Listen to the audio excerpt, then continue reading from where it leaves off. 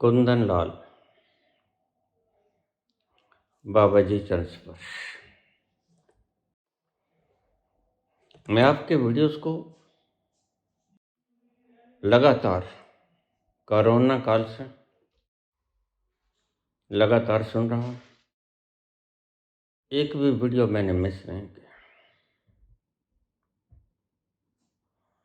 कभी कभी तो वीडियोस मैं 5-5 बार सुन लेता हूँ। आज आपने एक शब्द कहा,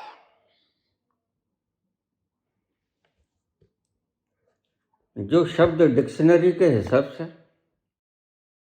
उनके अर्थ विपरीत बनते हैं, समानार्थक नहीं बनते, विपरीत बनते हैं। कृपया उनको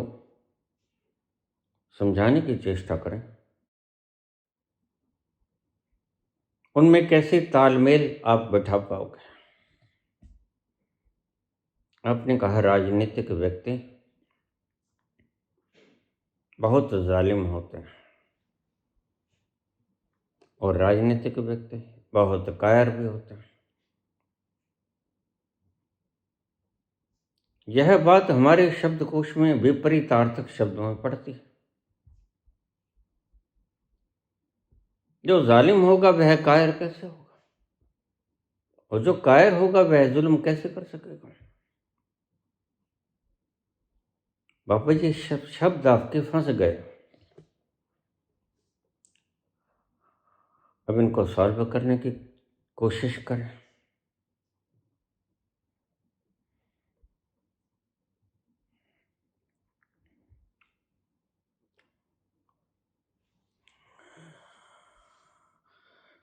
लीजिए पुत्र, शांति से बैठ जाइए।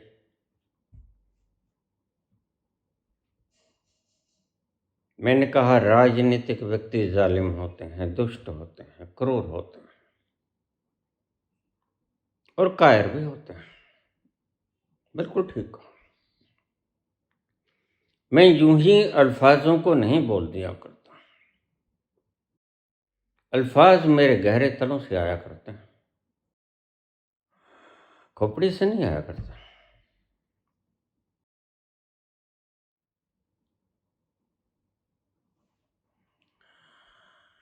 बिल्कुल राजनीतिक व्यक्तियों से बड़ा कायर कोई नहीं होता,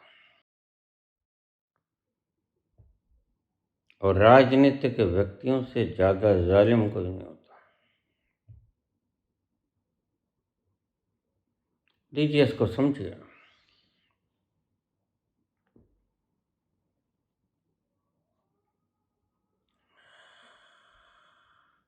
बुद्ध को आप जानते हैं?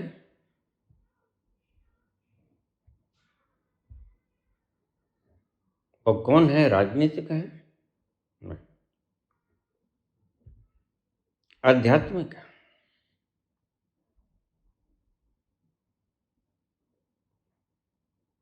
क्या है वह कोई जालिमाना हरकत करते हैं,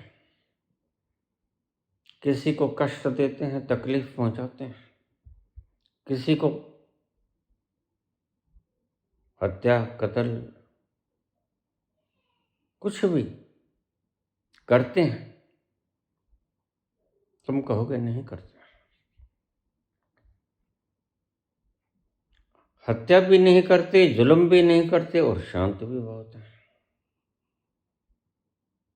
अब इसकी परिभाषा सुन लीजिएगा। जो व्यक्ति शांत होगा वह जुल्म नहीं कर सकेगा, क्योंकि उसकी शांति के भीतर इतना रस आस्वादन होगा कि वह अपने रस आस्वादन को भंग करना नहीं चाहेगा, और जुल्म उसके रस को भंग कर देती है, इसलिए वो जुल्म नहीं करेगा। इसके बिल्कुल विपरीत आ जाओ। राजनीतिक व्यक्ति में रस नाम की कोई चीज नहीं होती, न सुना होता है न चखा होता है। उसका रस क्या है, वह कितना शांत है, वो कितना आनंद प्रिय है, इसकी जरा भी भनक राजनीतिक व्यक्ति को नहीं।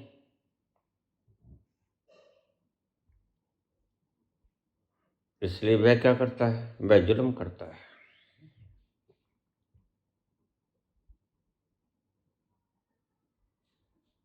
बुद्ध जुल्म नहीं करते, लेकिन जुल्म करने वाले अंगुली माल के करीब चले जाते हैं। कोई हथियार नहीं है उनके पास। अंगुली माल कहते, खबरदार आगंतुक, मुझे तुम पर तरस पता नहीं क्यों आ रहा है। आज मेरे हाथ कांपने लगे हैं, यद्यपि मेरा आखिरी शिकार हूं। बस एक ही व्यक्ति की हत्या मैंने और करनी थी, और वो तुम आगे हो खुद ब खुद। तो रुक जाओ,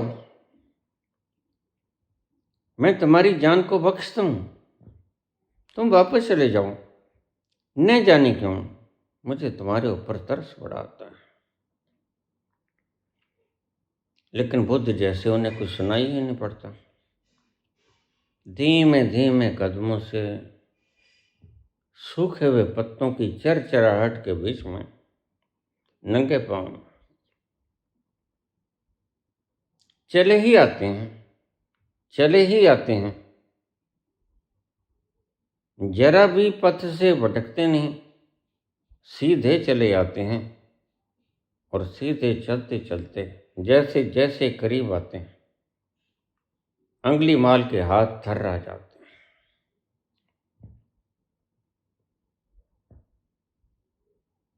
हाथ से कांपा गिर पड़ता है,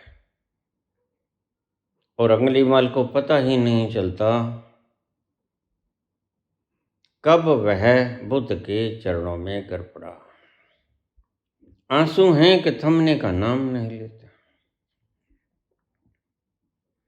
जीवन में आज पहली दफे उसने शांति को चखा था। बुद्ध के रोम रोम से शांति प्रवाहित होती है, और शांति के साथ आनंद भी प्रभावित होता है। इस प्रवाह के भीतर अंगुली माल भी बह गया। रोते रोते इतना रोया कि बुद्ध के पांव धोए गए।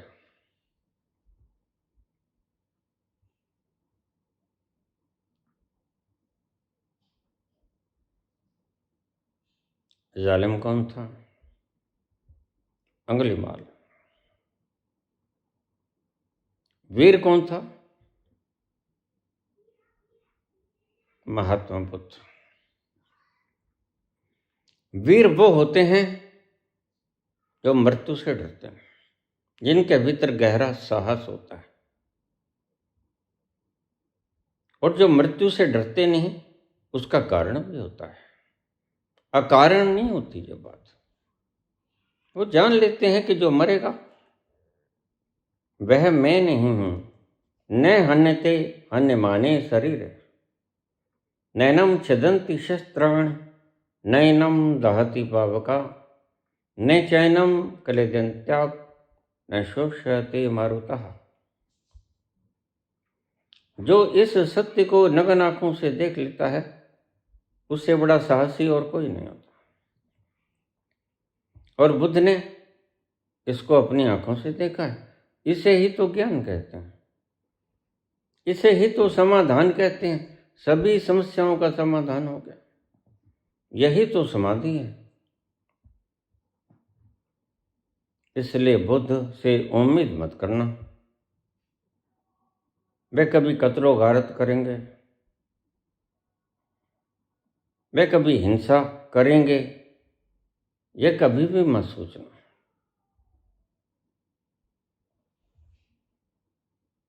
और राजनीतिक व्यक्ति तो मूर्ख है, बुद्धू है। उसने उस रस की एक बूंद कभी पी नहीं, और यही गड़बड़ है सारी। जिसने भी वो बूंद पी, बस वह सदा के लिए ठहर गया। उस बूंद का इतना प्रभाव है कि वह कितना भी जालिम व्यक्ति हो उसको ठहरा देता है। बस एक बूंद पीने की जरूरत होती है। लेकिन अंगुलीमाल ने उस बूंद को चखा नहीं, इसलिए वो दुष्ट है, वो जालिम है। वो कत्लो गारत करता है और 999 व्यक्तियों को मारकर उनकी अंगुलियों को गले में डाल चुका है। एक व्यक्ति शेष है। उसने कसम खाई है कि मैं 1000 व्यक्तियों को मारूंगा और उनकी अंगुलियों को गले में परो लूंगा। एक शेष था और आखिरी आ गया बुद्ध। धर्म संकट में फंस गया। ये आदमी जैसे जैसे करीब आता है, अंगुलीमाल डरता भी है, थर्राता भी है, कांपता भी है।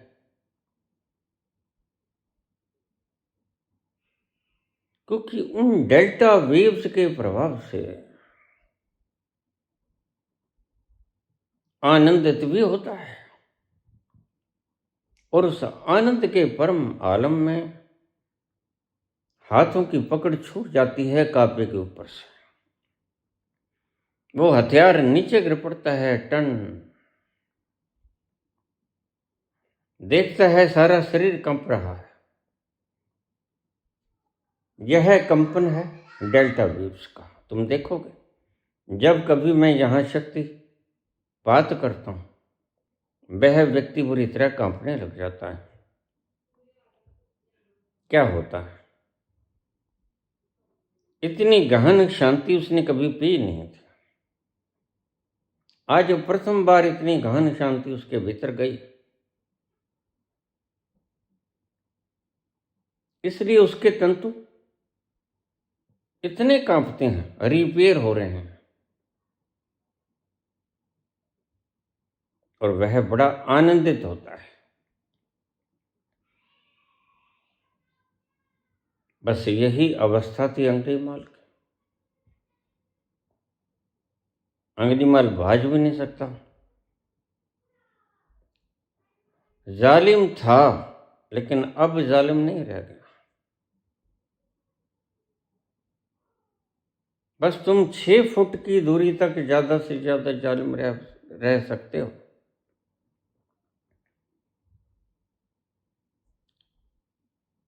जितना तुम्हारा कद है, वहां तक तुम्हारी रेंजेस जाती हैं। वहां से जब आगे बुद्ध आए तो उनकी रेंजेस ने प्रभावित करना शुरू कर दिया अंगुलीमाल को। वो रेंज उसके भीतर के पोर,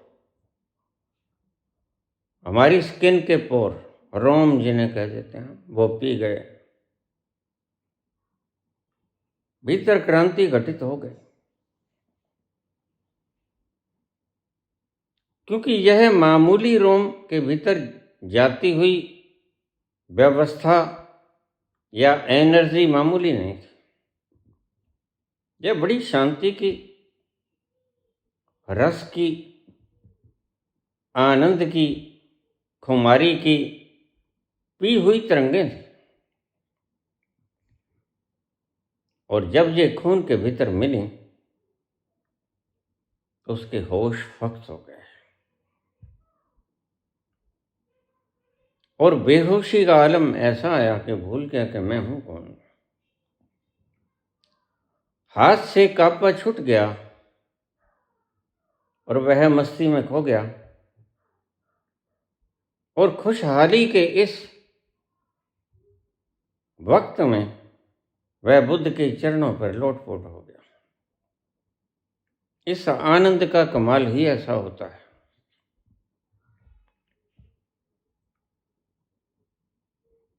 बहुत रोया, बहुत रोया, बरसों बरसों का रोना। बुद्ध ने कुछ नहीं कहा। हो जाने दो, रेचन हो जाने दो, कैथारसिस हो जाने दो। सारे पांव भीग गए। जब बुद्ध ने देखा अब ओरा शांत हो गया है, सफेद हो गया है, बुद्ध ने उसको उठाया, गले से लगाया। बुद्ध कहते हैं, अंगुलीमाल,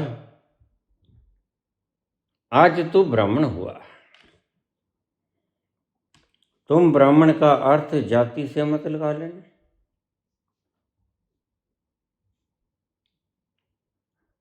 इन आपको गुमराह करके, कहानियां बना के, पितरों का नाम कह के, पितरों का याद करा के, इन खीर खाने वाले पाखंडियों को तुम ब्राह्मण मत कह देना। यह तो दुष्ट हैं, लोभी हैं, ठग हैं, दरिंदे हैं। इनके पेट पहले से भरे हुए हैं। इनकी तोंदे देखना, तुम समझ जाओगे। मैं उन ब्राह्मणों की बात नहीं करता हूं जिनको आप श्राद्धों में बुला के खाना खिलाते हो, वो ब्राह्मण हैं भी। मैं उस ब्राह्मण की बात करता हूं जो ब्रह्म के अणु में समा गया, जो ब्राह्मण जैसी गतिविधि करने लगा, जिसका स्वभाव परम आनंदमय हो गया, जिसके रोए रोए से शांति बहने लगी, जिसकी आवाज में और कंठ में मधुर गायन चलने लगा, वह ब्राह्मण है। न जाति से ब्राह्मण होता है, न पैदाइशी ब्राह्मण होता है। ब्राह्मण तो एक अर्जन है। जैसे आप डिग्री अर्जित करते हो, ऐसे ही ब्राह्मणत्व भी अर्जित किया जाता है। इसकी डिग्री किसी विश्वविद्यालय से नहीं मिलती। इसकी डिग्री तुम्हें परमात्मा के दरबार से मिलती है।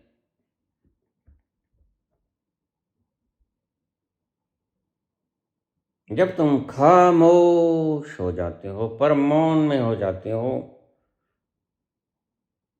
जरा भी सांस लेते हो तो धड़कनों से भी इबादत में खलल पड़ती है। जब ऐसी स्थिति आ जाती है तो तुम सच्चे ब्राह्मण हुए। तुम्हारा रुआ रुआ उस रस को पी गया, खुमार में डूब गए और तुम मस्ती के सुरूर में, गुरूर नहीं, सुरूर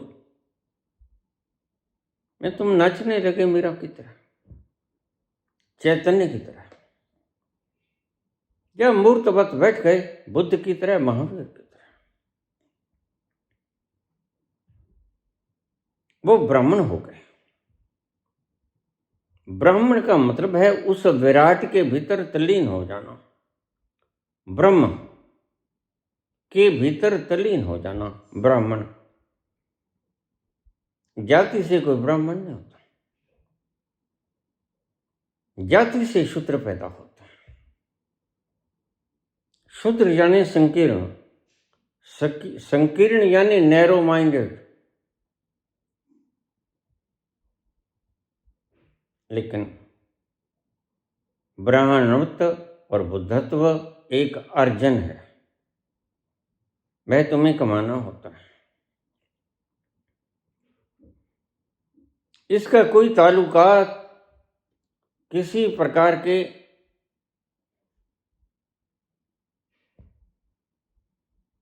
अनुष्ठान से नहीं, किसी तरीके से नहीं है, किसी फार्मूला से नहीं, किसी युक्ति से नहीं है, किसी विज्ञान भैरव तंत्र के 112 विधियों से नहीं। कोई विधि तुम्हें ब्राह्मण नहीं बना सकती। याद रख लेना मेरी बात को। आखिर में तो फिर ये बोला क्यों 112 विधियां ओशो ने बोली, शंकर ने बोली, बिल्कुल बोली। 112 विधियों का मतलब ये था कि 112 विधियां करके तुम थक जाओ, और थक जाओ, जब तुम गिर पड़ो तुम कहोगे बस और नहीं, बस और नहीं, गम के प्याले और। बस जब तुम्हारा मन कुछ न करने को करे,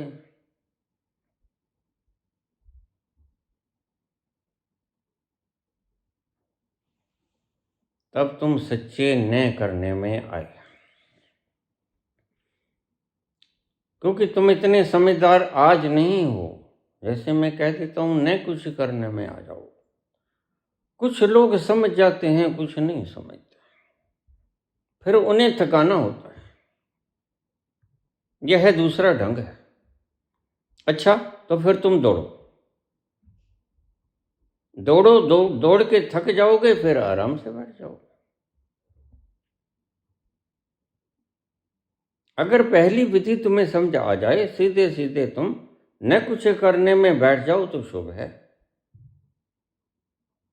वक्त बच जाएगा। अगर तुम प्रयास रहित नहीं सीधे सीधे हो पाते तो फिर 112 विधियों में से चाहे सारे ही आजमा लेना। जोर न जुगती छूटे संसार, किसी युक्ति में कोई जोर नहीं जो तुम्हें मुक्त कर दे तुम्हारे बंधनों से। तुम्हारा बंधन क्या है? Who am I. तुम्हारा बंधन क्या है?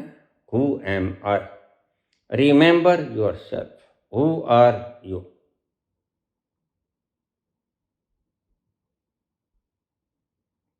तुम खुद को शरीर मानते हो, इसलिए मरने से डरते हो। अंगुली माल भी खुद को शरीर मानता है, अंगुली माल दूसरे को भी शरीर मानता है। अर्जुन भी खुद को शरीर मानता था, इसलिए भीष्म और द्रोण को भी शरीर मानता था। लेकिन बुद्ध को पता चल गया, यही होती है समाधि, यही होता है ज्ञान। मैं शरीर नहीं, मारेगा शरीर को मारेगा, लेकिन मुझे नहीं मारेगा। मैं तो आनंद हूँ, मैं खुशियों का खजाना हूँ, मैं मस्ती से लबालब भरा वह प्रेम का सागर हूँ। मैं आनंद की मूर्ति हूँ, मैं मदहोशी का आलम हूँ। मुझे ना कोई मार सकता है, ना कोई दुखी कर सकता है। जिसने ये जान लिया वो ब्रह्म हो गया।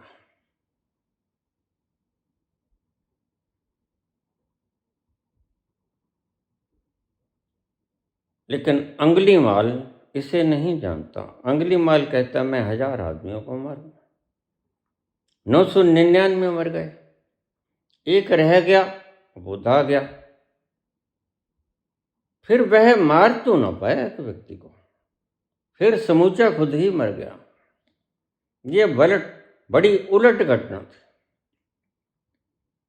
चला था मारने बुद्ध को 1000वें व्यक्ति को, और सोचा था आज मैं अपनी शर्त से मुक्त हो जाऊंगा। लेकिन शर्त से तो मुक्त ना हो सका, भ्रांति से मुक्त हो गया। शर्त से मुक्त नहीं हो सका कि मैं 1000 आदमियों का वध करूंगा और उनकी अंगुलियों को गले में डालूंगा। इससे मुक्त तो नहीं हो सका, लेकिन भ्रांति से मुक्त हो गया कि मैं शरीर नहीं हूं, मन नहीं हूं, विचार नहीं हूं। और अगर ये उपलब्धि हो जाए तो फिर ये सबसे बड़ी चरम उपलब्धि है। और इसी के लिए बड़े बड़े योगी ऋषि मुनि तरसते हैं, काश तुम्हें वो मिल जाए। तो तुम्हें संसारिक वस्तुओं के रसास्वादन की जरूरत नहीं रहेगी। तुम जब चलोगे तुम्हारी चाल भिन्न होगी, तुम जब बोलोगे तो तुम्हारी बोलनी भिन्न होगी, तुम जब गाओगे तो उसमें सरूर अलग होगा।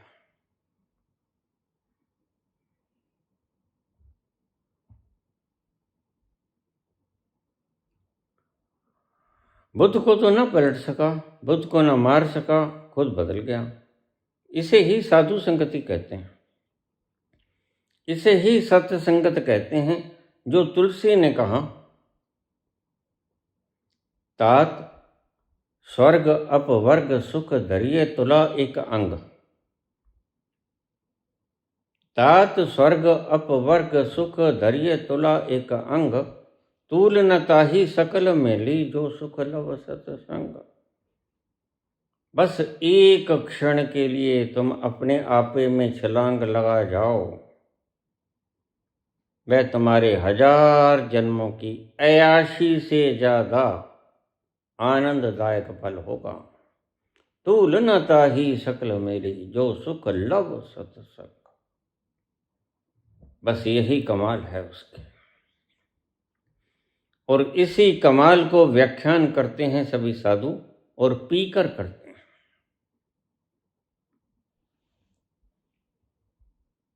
वो मदहोशी के आलम में पिए पिए मन ठहरता ही नहीं, तुम्हें बताने को करता है। जल्दी से लौटा दूं, जल्दी से बता दूं,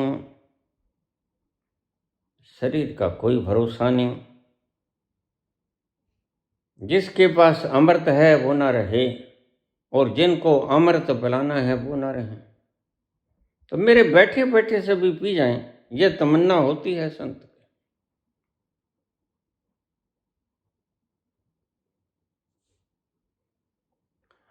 तुमने कहा पुत्र कि ये दो विरोधी शब्द हैं। नहीं, ये समानार्थक शब्द है, विपरीतार्थक नहीं।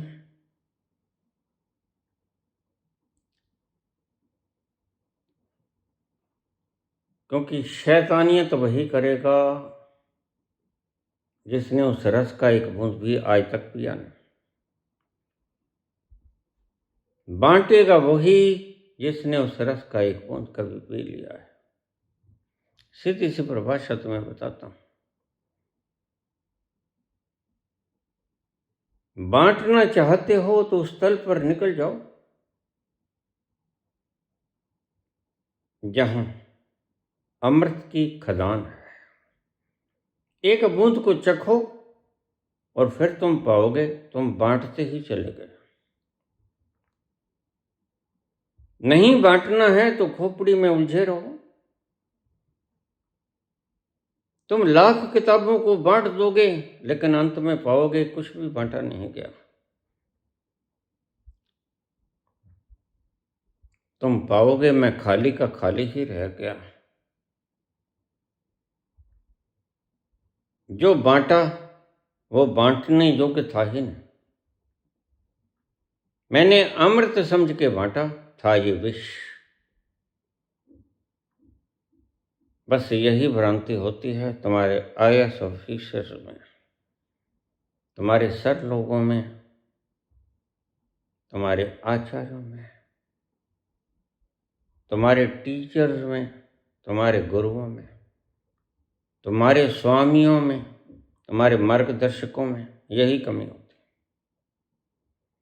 वो समझते हैं बहुत बोले लेकिन एक पल भी तो नहीं बोले। जब तुम एक पल रस के आस्वादन से युक्त होकर बोलोगे तो फिर समझो कि तुमने सारा संसार बोल दिया, सारा सागर बोल दिया।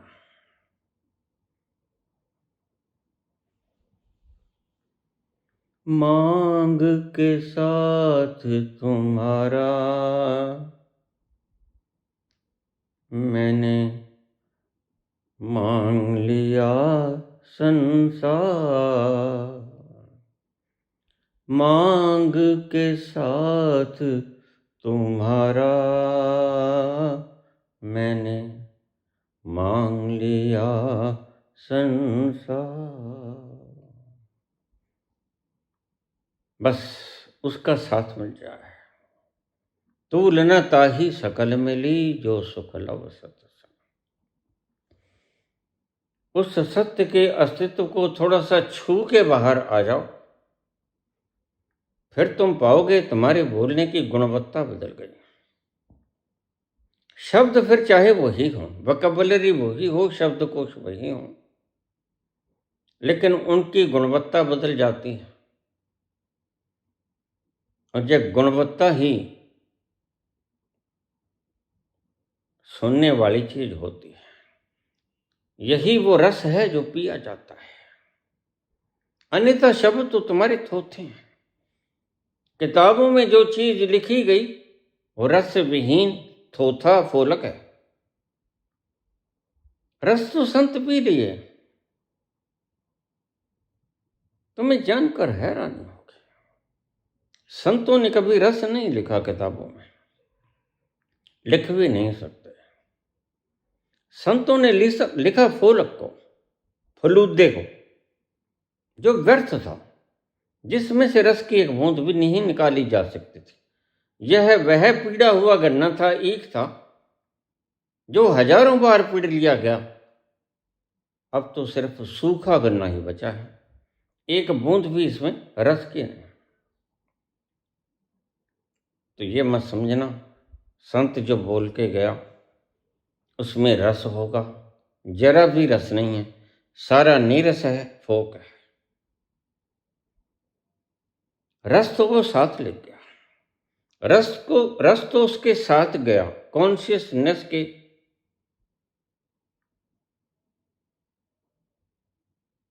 वृद्धि में जो साथ गया, अनुपातिक वृद्धि में जो साथ गया, वो रस ही तो था। संत रस को साथ ले जाता है, फोलक को यहां रख जाता है, लेकिन फोलक में भी स्वाद है। तुम्हारे सारे शास्त्र, उनमें रस कोई नहीं, बस ये फोलक की तरह है, ये काम आ जाते हैं, जलाने के काम आ जाते हैं, खाना बनाने के काम आ जाते हैं, कोई चने भूलने वाली भट्ठी में गिराए जा सकते हैं और इनसे काम लिए जा सकते हैं, लेकिन इनमें रस की बूंद मत तलाश करने लग जाना, रस नहीं मिलेगा इनमें। रस तो संत पी गया, उसने जरा भी न छोड़ा, इस जरा जरा ले गया, वो बड़ा स्वादिष्ट था और बड़ी जरूरत थी। तो रस तो जानना भी मत तुम, सारे शास्त्र तुम्हारे नीरस हैं। तुम कितना भी बड़ा शास्त्र कहो, कितनी ही पूजा करो, धूप दीप करो, षोडशोपचार पूजन करो, लेकिन है व्यर्थ। इसमें रस नाम की कोई चीज नहीं, सब फोके हैं, सब रस विहीन है।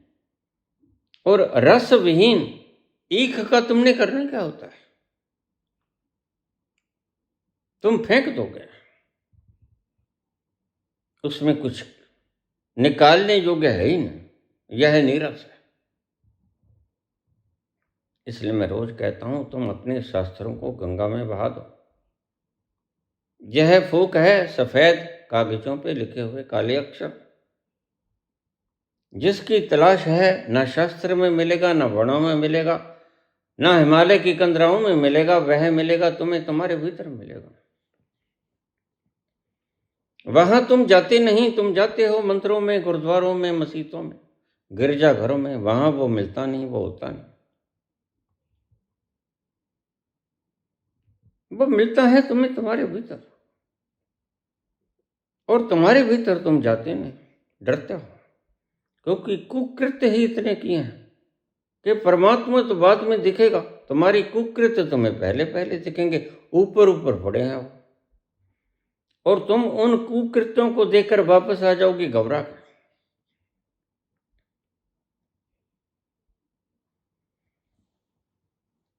जिंदगी ने कर दिया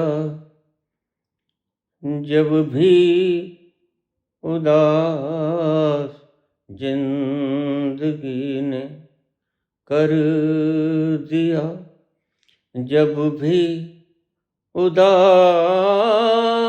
आ गए घबरा के हम मंजिल के पास, सर झुकाया, सर झुका कर रो लिए, आपके पहलू में आकर रो दिया। दास्ताने गम सुनाकर रो दिए, आपके पहलू में आकर रो। तुम जाते हो परमात्मा की तलाश में, और तुम्हारा सामना होता है तुम्हारे पापों से, आप ही तो आएंगे ऊपर ऊपर। वह तो बहुत गहरे अंतस्थल में बैठा है तुम्हारे, वहां पहुंचने से पहले तो तुम्हारे सभी पाप निपट जाएंगे। वह अंत में आएगा। इतना रास्ता तय करने की हिम्मत हो तो भीतर उतर जाना। अगर इतना रास्ता तय करने की हिम्मत ना हो तो रूखे सूखे संसार में ही गुजर बसर कर लेना। लेकिन उसकी याद तो हर वक्त आती है। वह हर वक्त बुलाता है और तुम हर वक्त खींचने की योजना बनाते हो उस तरफ। लेकिन यह पाप तुम्हें डराता है, तुम्हारा ही किया हुआ। यह पाप तुम्हें कहता है तुमने उसका मारा, तुमने उसका छीना, तुमने उसकी गोजी से इकट्ठा करके अपने बैंकों में रखा, तुमने उसकी जमीन छीन ली, तुमने उसके वस्त्र छीन लिए, तुमने उसका घर छीन लिया, तुमने उसका धन छीन लिया। ये सब पाप पहले आएंगे, तुम्हारा अस्तित्व सबसे बाद में आएगा। इसलिए तुम डरते हो अपने भीतर जाने से, और कोई कारण भी नहीं। हमारे पाप हमें दिख न जाए, इसी वास्ते तुम कह देते हो ईश्वर है ही नहीं। खुद को बदलने में असमर्थ पाते हो और घोषणा करते हो परमात्मा है नहीं। मैं जानता हूं तुम क्यों कहते हो। जो रस विभोर होकर दिन भर रात पीता है, फिर उसको किस श्रेणी में रखोगे? उसको पागलपन की श्रेणी में रखोगे या मिर्गी के दौरे पड़ते हैं उसको? कुछ तो नाम दो उसको। आखिर क्या दिमाग खराब हो गया उसका?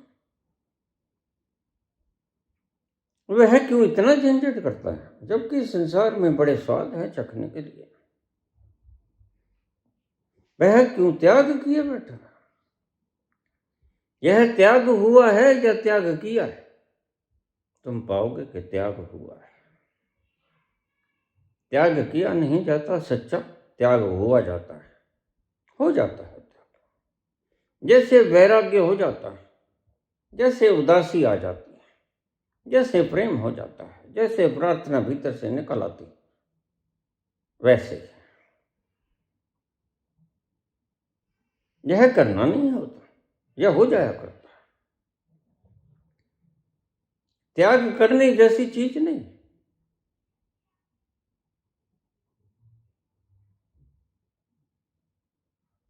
फिर इनको तुम किस कैटेगरी में रखोगे? तुम तो बड़े आराम से कह देते हो एनलाइटमेंट होता है।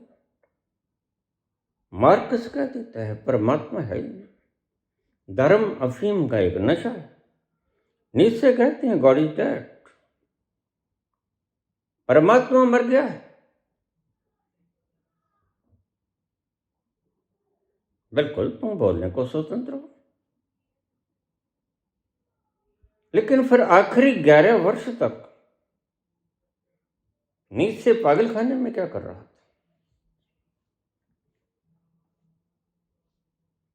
और कबीर अंत वेला तक भजन गायन में क्यों मगन रहते हैं?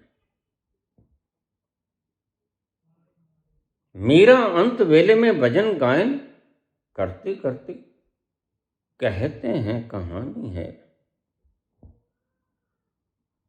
कि कृष्ण की मूर्ति में समा जाती है, समाहित हो जाती है।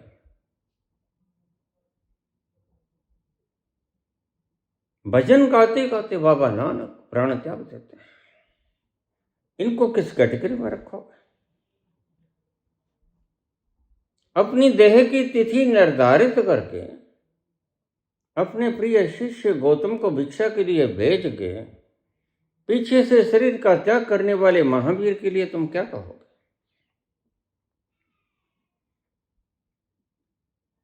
बुद्ध कहते हैं अब रुक जाओ, अभी कोई प्रश्न पूछने वाला है,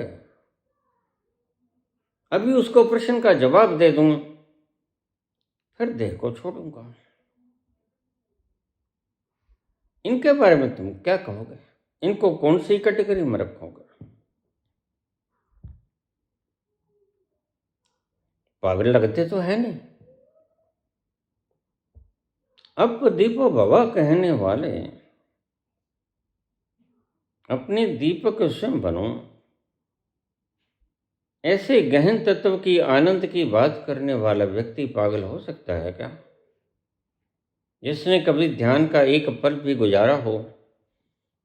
मेरी बात समझ लो, ये जो प्राणायाम करते हैं, क्रिया योग करते हैं, ध्यान करने वाला आदमी कभी जीवन में पागल नहीं होगा,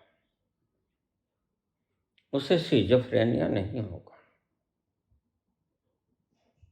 वह मस्ती में जिएगा और मस्ती में मरेगा।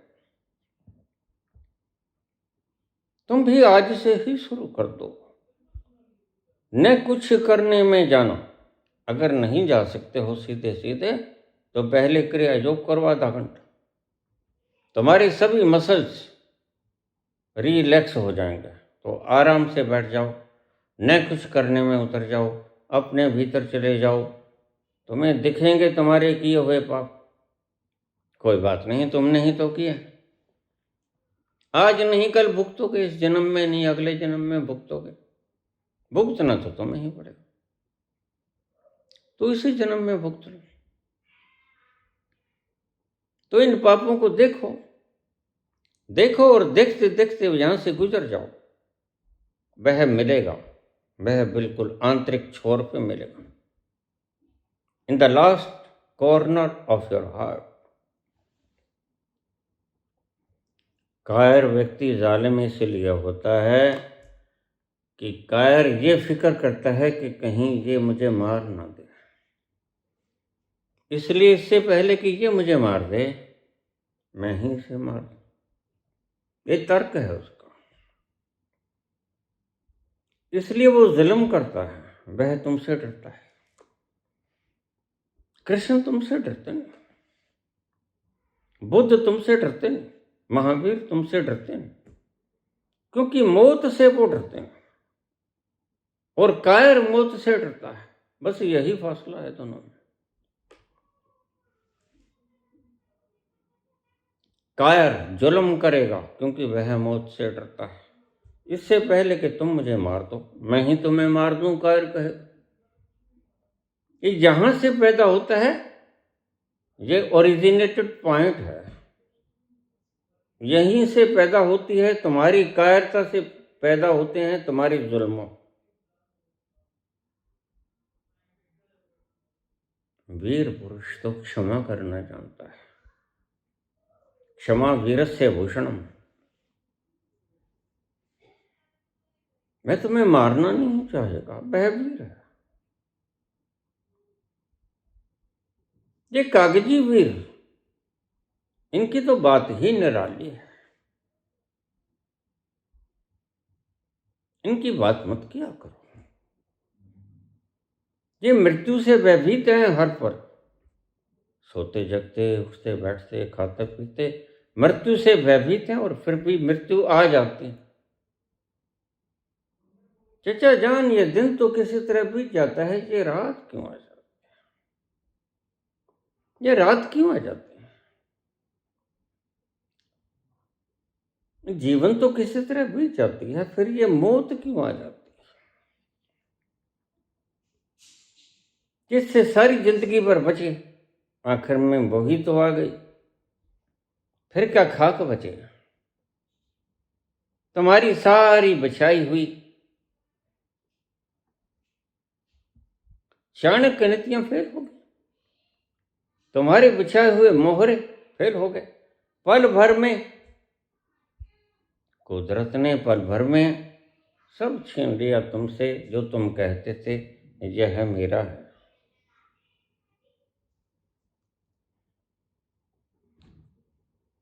यह मेरा है, यह मैं हूं, कुदरत पल भर में तुमसे छीन लेती है। न तुम रहते हो, न तुम्हारा कुछ रहता है। जिसे तुम कहते थे मैं, उसको चार भाई उठा के आग में पटक देते। जिसे तुम कहते थे मेरा, उसको तुम्हारे ही पुत्र पुत्रियां आपस में बांट लेते हैं, तो फिर तुम्हारा था क्या? तुम्हारा सिर्फ भ्रम था। फिर बाद में भी तो टूटेगा ही, जीते जी ही तोड़ दो, ज्यादा अच्छा ना रहेगा। तो मैंने कहा कायर व्यक्ति जालिम होता है। उसका कारण तुम्हें बता दिया, क्योंकि कायर समझता है कि इससे पहले कि ये मुझे मारे मैं ही से मार दूं। वीर पुरुष किसी को मारता नहीं। वीर पुरुष जानता है कि मैं वीर हूं, मैं कभी मरूंगा नहीं। इसलिए महावीर को वीर की संज्ञा दी गई। नाम तो उनका वर्धमान था, उन्हें वर्धमान नहीं महावीर कहा गया। महावीर उनकी उपाधि थी, अलंकार थी। और वह क्षमा करने में विश्वास करते हैं। क्षमा वीरस्य भूषणम। वह बदला लेने में विश्वास नहीं करते। थोड़ा सा प्रश्न आया कि मेरा मन किसी से बदला लेने में जलता रहता है। फिर तुम खुद को ही दंडित कर रही हो पुत्री। बदला जिससे लेना है वो लिया जाए कि ना लिया जाए ये तो कुछ पता नहीं, लेकिन तुम इस बदले की आग में खुद तो जल रही हो। तुम अपने आप को तो दंडित कर ही रही हो। बदला जिससे लेना है वो तो पता नहीं लिया जाएगा कि नहीं लिया जाएगा, लेकिन तुम खुद को तो दंडित अभी कर रही हो ना। तो ज्यादा बेहतर होगा बदला लेने की भावना छोड़ दो, प्रकृति पर छोड़ दो। वह कभी खैर नहीं गुजारा करती, तुम मुझ पर विश्वास करो। आखिर किसी पे तो विश्वास करोगे इतनी बड़ी सृष्टि में। ये चांद तारे, ये ग्रह नक्षत्र, ये वातावरण, ये ब्रह्मांड, ये आकाश गंगाएं बनाने वाला कोई तो है। तुम इसको एक तर्क से नहीं तोड़ सकते, तो फिर उसको किसने बनाया? फिर एक संप्रभु सत्ता को तो मानोगे ही। फिर बुद्ध ठहर जाते हैं जब हमने संप्रभु सत्ता को मानना है तो लॉज आर सफिशिएंट। प्रकृति को ही मान लो, किसी को भी मान लो। अगर मानना ही है तो किसी को भी मान लो। लेकिन जिन्होंने परमात्मा देख लिया उनका क्या होगा? कबीर तो कहता है, मैं कहता आंखन देखी, तुम कहते हो कागज की लेखी, और मैं कहता आंखन देखी। और वही शब्द मैं बोलता हूं, मैंने देखा है। अब क्या कहोगे मेरे बारे में? मैं कहता आंखन देखी और रोज देखता हूं, हर पल देखता हूं, हर जर्रे में वही है, पात पात में, डाल डाल में, हर छाल में वही तो है। मुझे क्या कहोगे? जिसने देख लिया वो परमात्मा, वो कैसे मानेगा लॉज आर सफिशिएंट? क्या विधि है तुम्हारे पास? कोई विधि नहीं। जिसने परमात्मा को अपनी ही नग्न आंखों से देख लिया वह चाहता हुआ भी दुत्कार नहीं पाएगा, क्योंकि वो दिखता ही इतना प्रेमी स्वभाव का, इतने प्यारे ढंग से दिखाई पड़ता है कि भूले नहीं भूलता।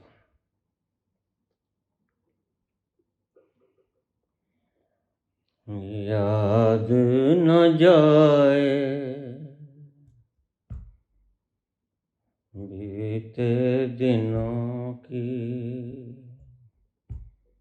याद न जाए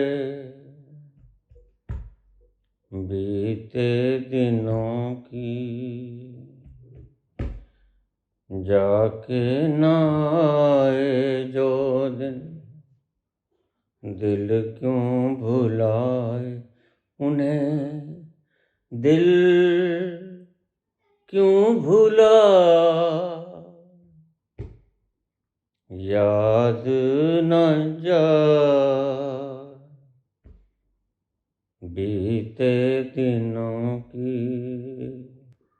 दिन जो पखेरु होते पिंजरे में मैं रख लेता, दिन जो पखेरु होते पिंजरे में मैं रख लेता, पालता उनको जतन से, पालता उनको जतन से, खाने को मोती देता, सीने से रहता लगा, याद न जाए बीते दिनों की, जाके न आए जो दिन, दिल क्यों भुलाए उन्हें, दिल क्यों भुला,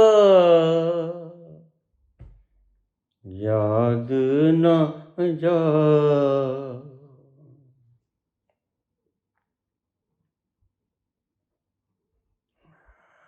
जब एक बार दिख लिया जाता है तो फिर भलाई से भूलता नहीं। तुम लाख चाहो वह नहीं भूल पाएगा। याद किया तो तुम भूल सकते हो, लेकिन आंखों से देखा वो कभी नहीं भूला जाता। कबीर आंख से देख लेते हैं, मैंने नग्न आंखों से देखा, भला कैसे भूल जाऊं। नानक ने नग्न आंखों से देखा, मीरा ने नग्न आंखों से देखा, कैसे भूल जाएं। तुम गलती में, हम तुम्हें ठीक ईमानदार गिनते हैं। ईमानदार ऐसे गिनते हैं कि जो तुमने देखा उतना ही तुमने व्याख्यायित किया। बेईमान लोग वो होते हैं जिन्होंने जाना नहीं, देखा नहीं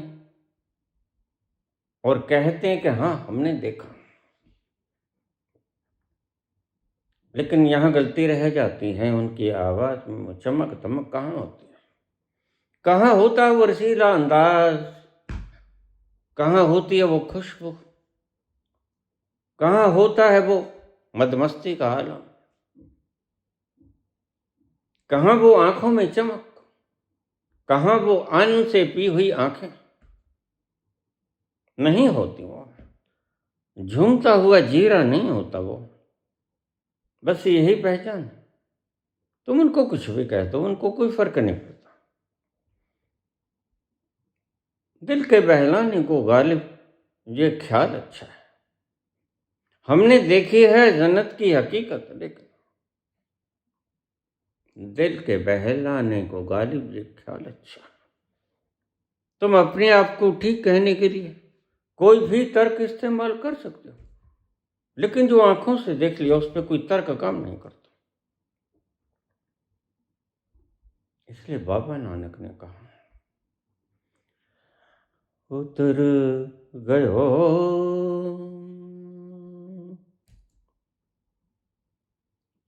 मेरे मन का संसार,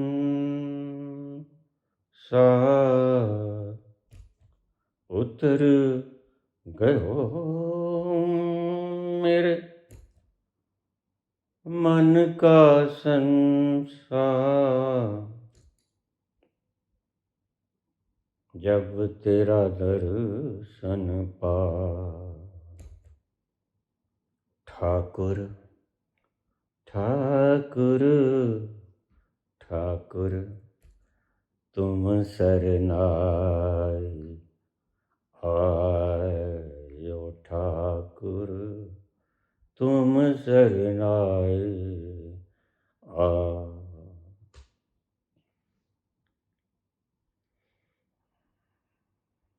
मन से भ्रम तब समाप्त हो जाता है जब आंखों से दिख जाता है।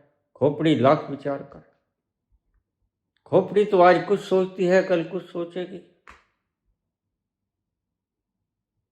मन लोभी, मन लालची, मन चंचल, मन चोर, मन के मते न चालिए पलक पलक मन और। लेकिन ये जो आंखों से दिख गया और भूले से बुलाया नहीं जाता, उसको क्या कहोगे। तुम्हारे पास कोई अल्फाज नहीं, बस उसे तुम ये कह सकते हो वो है नहीं, बस यही ईमानदारी है। कम से कम इतना बेईमान तो नहीं कि देखा तो है नहीं और तुम कह दो कि हाँ देखा है। लेकिन ध्यान रखना, इनकार भी करने की क्षमता नहीं है तुम्हें। तुम इस योग्य नहीं हो कि इनकार करो, क्योंकि वह है।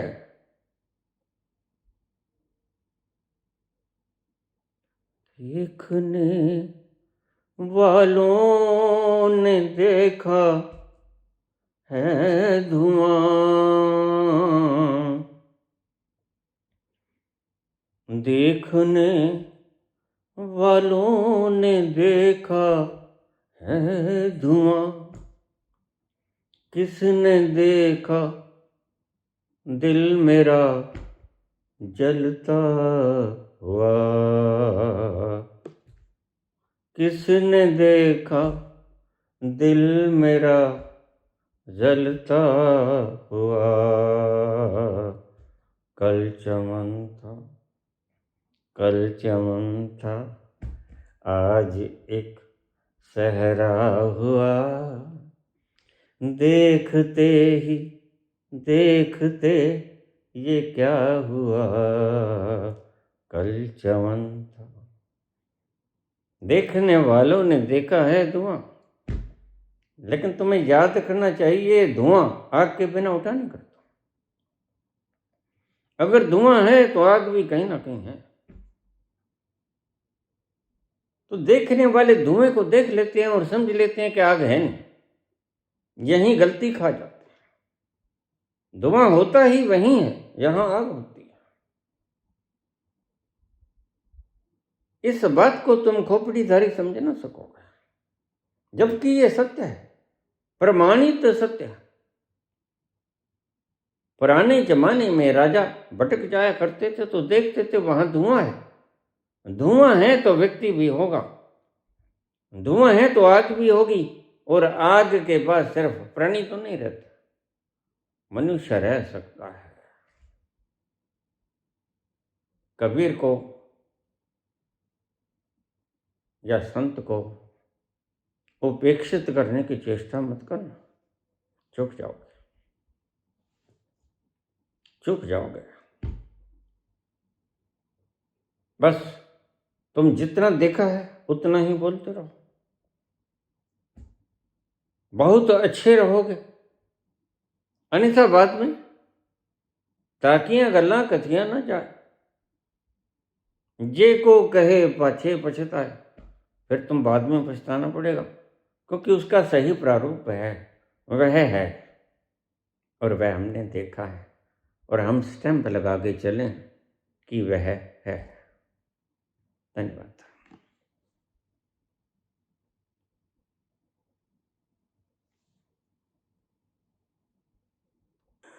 छोटा सा प्रश्न रह गया। आप बाबा बोलते हैं राजनीति के ऊपर, बड़े साहस से बोलते हैं, भला राजनीति और परमात्मा को इस परिप्रेक्ष्य में कैसे बराबर तोलोगे आप? मैं जानबूझकर बोलता हूं राजनीति पे पुत्र, क्योंकि राजनीति बोलकर मैं तुम में साहस भर देना चाहता हूं। और राजनीति में बोला गया साहस, क्योंकि राजनीतिज्ञ अक्सर कायर होते हैं, मैंने पहले भी कहा, राजनीतिज्ञता को जब मैं साहस से बोलूंगा तो तुम्हारे भीतर भी साहस उत्पन्न होगा, और यह साहस तुम्हारे अंतिम बेला में काम आएगा, अंतिम पड़ाव पे काम आएगा, पॉइंट ऑफ नो रिटर्न पे काम आएगा। जब तुम्हें कूदने की जरूरत पड़ेगी तो तुम विवेकानंद की तरह चिल्लाओगे नहीं, चीख नहीं मारोगे। इस साहस की तब जरूरत पड़ेगी, इसलिए पहले से ही मैं तुम्हें परिपक्व कर रहा हूं साहस के लिए। जहां से भी साहस आई वहीं से इकट्ठा कर लेना चाहता हूं तुम्हारे लिए, क्योंकि साहस ही वो एक मात्र कीमिया है जो अंतिम बेला में तुम्हारे काम आने वाली है। दाएं बाएं ऊपर नीचे जैसे भी हो, तुम्हें मैं साहस से युक्त कर देना चाहता हूं। इसलिए चाहे मेरे राजनीतिक प्रवचनों से साहस आए, चाहे मेरे आध्यात्मिक प्रवचनों से साहस आए, लेकिन ध्यान रखना, तुम्हें कायरता नहीं आनी चाहिए। तुम साहस को बटोर लेना और तुम साहस को अपनी आत्मा में स्टोर कर लेना, क्योंकि यही है एक रसायन जिसकी जरूरत पड़ेगी आखिरी लम्हे में, जब मैं कहूँगा कूद जाओ, jump jump eight the last juncture. तो जंप करने के लिए बड़ी बड़ी साहस की आवश्यकता होती है, और मैं तुम्हें साहस से भरपूर कर देना चाहता हूँ, ताकि साहस की गगरिया भर जाए और इतनी भर जाए कि ऊपर से छलकने लगे। इसलिए मैं कहता हूँ मुझे मर जीवड़ों की जरूरत है, इसीलिए नहीं कि मैंने कोई राजनीतिक पद प्राप्त करना है, नहीं, फिर तो मैं भी उनकी तरह ही हो गया। किसी राजनीतिक पद की जरूरत नहीं, मैंने तो तुम्हारे भीतर साहस पैदा करना है। मेरा असली मंतव्य तो यह है कि किसी भी तरीके से कुछ भी करके तुम्हारे भीतर साहस पैदा कर दो, और साहस, मरने का साहस, साहस, इतना साहस कि at the last jumping board where there is no return, उस जंपिंग बोर्ड पर खड़े होकर जहां से वापस आया नहीं जाता, पॉइंट ऑफ नो रिटर्न, वहां तुम निसंकोच बिना थर्राए कूद सको, नरेंद्र नाथ की तरह, विवेकानंद की तरह। तुम चिल्लाओ मत। गुरुदेव, मेरे माँ बाप भी हैं, मेरे भाई बहन भी हैं, चूक गए वो तो, लेकिन तुम मत चूक जाना। ये कॉशन है, इसलिए मैं तुम्हें बार बार, हर वक्त साहस से युक्त कर देना चाहता हूँ। कायर न कभी पहुंचा है, न कभी पहुंचेगा, वह तो गुलामी ही करता रहेगा, उसके तो मुकद्दर में गुलामी ही लिखी है। वो भाग्यहीन व्यक्ति है जिसने अपने जीवन में साहस नहीं कमाया। इसलिए मैं तुमको साहस सिखाना चाहता हूं, साहस और सिर्फ साहस। यही जरिया है, यही वो धागा है फौलादी, जो तुम्हें अध्यात्म के चरम शिखर पे भी ले जाएगा, और जो तुम्हें चरम शिखर पे जाके कूदने के लिए विवश करेगा, वह भी तो साहस ही होगा। फिर जिस भी तरह से अध्यात्म से, राजनीति से, या किसी भी तरीके से तुम्हारे भीतर साहस को पैदा करना, यह मुख्य गुण तत्व है, यह जरूरी है, लाजिम है। इसलिए मैं इसको किसी भी कीमत पर चूकना नहीं चाहता, मैं इसको पैदा ही करता चला जाना चाहता हूं। जो मिल गया उसी को मुकद्दर समझ लिया, जो मिल गया उसी को मुकद्दर समझ लिया। यह भी बड़े साहस का काम है। जो खो गया मैं उसको भुलाता चला गया, जो खो गया मैं उसको भुलाता चला गया, हर फिक्र को धुएं में उड़ाता चला गया। बर्बादियों का शोर मनाना फजूल था, बर्बादियों का शोर मनाना फजूल था, बर्बादियों का जश्न मनाता चला गया, बर्बादियों का जश्न मनाता चला गया, हर फिक्र को धुएं में उड़ाता चला गया। कौन बर्बादियों के जश्न मना पाएगा? जिसमें होगा साहस, जिसमें होगा धैर्य, जिसमें होगा हौसला, वह बर्बादियों को जश्न में तब्दील कर देगा। यह एक कला है, यह एक रसायन विद्या है। इसलिए मैं राजनीति पे बोलता हूँ कि तुम साहसी हो, उसको तुम राजनीति के विषय को भी अच्छी तरह से सुना करो। यह मसला साहस का है, राजनीति का नहीं। राजनीति तो महत्व एक ढंग बन गई है। राजनीति तो महज एक बहाना है, वरना सही तो तुम्हारा हौसला बढ़ाना है। धन्यवाद।